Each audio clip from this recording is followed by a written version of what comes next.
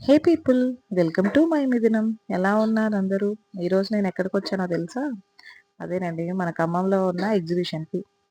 ఎగ్జిబిషన్లో టికెట్ కొన్న తర్వాత లోపలికి వస్తే ఎగ్జిబిషన్ బొమ్మల కన్నా కూడా జనాలు ఎక్కువగా కనిపించారు నాకు.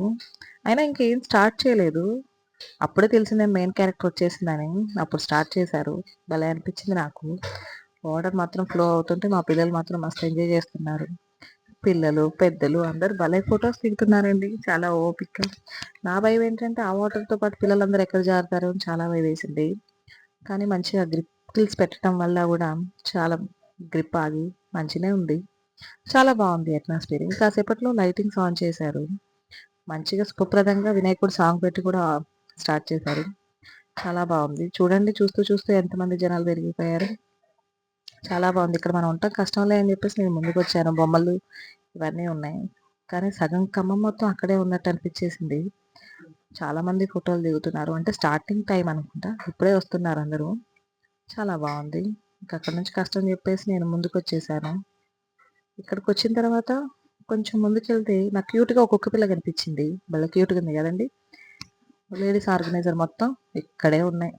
ఇవి కొంటాం. కానీ తర్వాత ఒక 10 రోజుల తర్వాత ఎక్కడ పెట్టామో గూడా కనిపించవు. కానీ మస్తు రేట్స్ ఉన్నాయండి. 10-100 వరకు, 10-200 వరకు అలా ఉన్నాయి. రేట్స్ గూడా చాలా ఉన్నాయి. లిప్‌స్టిక్స్ మా బుడ్డి చూస్తే మొత్తం కొనేస్తుందేమో.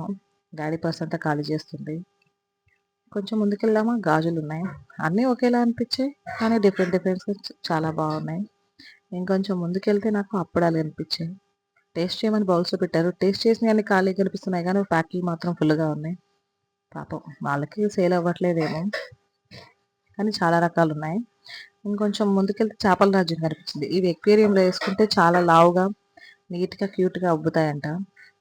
మా ఇంట్లో ఎక్వేరియం లేదు కాబట్టి నాకు అవసరం లేదనిపించింది. డ్రీమ్ క్యాప్చర్స్ కూడా పెట్టారు. ఇంకొంచెం ముందుకొస్తే కప్పులు. మా హౌస్ వైఫ్స్ అందరికీ నచ్చే ఐటెమ్స్ ఇవి. ఎగ్జిబిషన్‌కొస్తే ముందు ఇవి కొంటాము. కానీ 10 రోజుల తర్వాత పగిలిపోతాయి. ఇంక హ్యాండ్ బ్యాగ్ బా నచ్చింది. కొనిపెట్టమంటే డబ్బులు లేవన్నారు మా వారు. సరేలే అని కొంచెం ముందుకొచ్చాను. రింగ్ ఆట కనిపించింది. నా చిన్నప్పుడు ఇది ఏ రోజు ఎన్ని సార్లు ఆడినా కూడా కరెక్ట్‌గా పడలేదు. ఒక్క రింగ్ కూడా కరెక్ట్‌గా పడలేదు. కానీ చాలా మందికి 50లు, 500 దొరుకుతాయంట.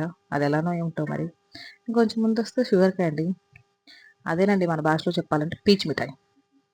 కానీ భలే ఏస్తున్నారండి. ఒక్క స్పూన్ ఏసేసి ఆయన 1 మొత్తం చుట్టేస్తున్నాడు. చ కా కావాల్సిన స్టైల్స్‌లో చుట్టేసిస్తారంట. భలే ఉంది. ఇలాంటి ఒక బండి పెట్టుకున్నా బావుండేమో అనిపించింది. చాలా మంది కొంటున్నారు. చాలా బావుంది. ఇంకొంచెం ముందుకొస్తే మన మెయిన్ ఎగ్జిబిషన్‌లో ఉండేది మెయిన్ ఇంగ్రీడియెంట్ ఇదేనండి.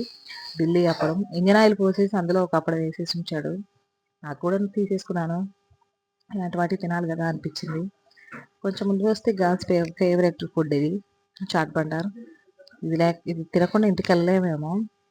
కొలంబస్ అండి. వామ్మో! ఇది చూస్తే ఆకాశంలోకి హాయ్ అండ్ బాయ్ అని చెప్పటానికి ఎళ్ళినట్టుంది. నేనెప్పుడు కూర్చున్నా చివర అస్సలు కూర్చోను. నేను మిడిల్‌లో కూర్చుంటా. సేఫ్ అనిపిస్తుంది నాకు.